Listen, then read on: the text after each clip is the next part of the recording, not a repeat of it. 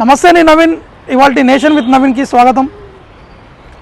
ఆంధ్రప్రదేశ్లోని తూర్పుగోదావరి జిల్లాలో వెలుగులోకి వచ్చినటువంటి కల్తీ పాల ఘటనపై national human rights commission NHRC సుమోటోగా కూడా తీసుకోవడం జరిగింది.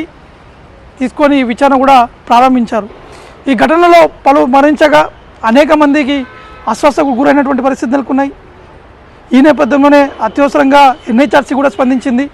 ఈ కేసుపై 2 వారాల్లోగా సమగ్ర నివేదిక కూడా సమర్పించాలని చెప్పేసి ఏపీ చీఫ్ సెక్రటరీ డీజీపీ కూడా ఎన్హెచ్ఆర్సీ నోటీస్ కూడా జారీ చేయడం జరిగింది.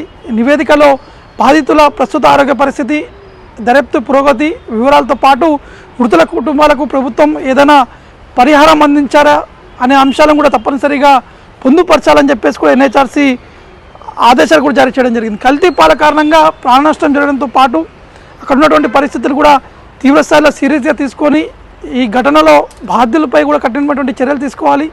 భవిష్యత్తులో ఇలాంటి ఘటనలు మళ్ళీ రిపీట్ కాకుండా చర్యలు కూడా చేపట్టాలని చెప్పేసి కూడా ఎన్హెచ్ఆర్సీ కూడా సూచించినట్టు కూడా తెలుస్తుంది.